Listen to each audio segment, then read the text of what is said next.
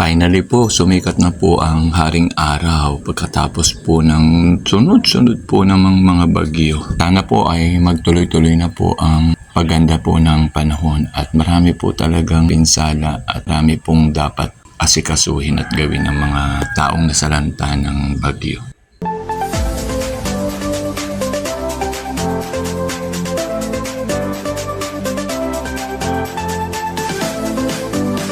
Magandang buhay po sa ating lahat. Linis-linis na po ulit tayo ngayon din ng garden. Wala na po ang bagyo. Sana po naman ay huwag na po muna magkabagyo ulit at talaga pong ang dami ko na pong nawalis na yung dahon sa garden. Ang iba pa po ay wawalsan ko pa po at talaga pong madami pa po.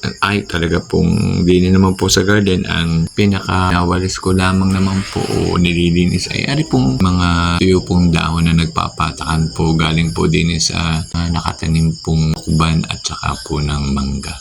Usually po, ang mga winawalis ko pong mga dahon ay galing po din sa tanim ko pong lukban na dami na rin pong bunga. At dito rin po sa akin pong dalawa pong puno po ng Indian mango. Start na po tayong maglinis, magwalis na po ng mga dahon.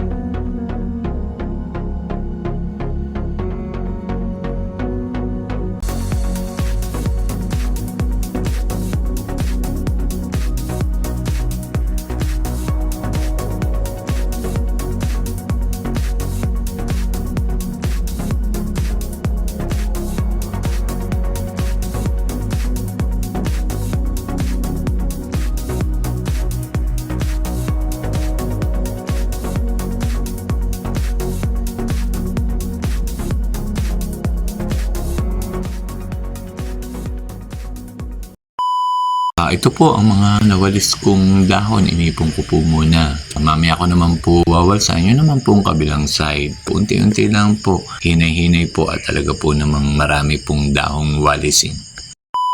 Ito naman po ang kabilang side ng aking winalsan. Ganon din po, puro dahon pa rin po ang aking winalis. Talaga po naman pagkadami-dami po naman ng nagpatak na dahon. Siguro po sa sobra pong lakas ng hangin. Di na naman po sa garden, lagi naman po mga dahon lang po ang inyong problemahin walisin. Yan, unti-unti ko na pong nalilinis ulit. Talaga na ang pong sakripisyo po at talaga pong ang mga dahon po ay nakakapit po sa lupa.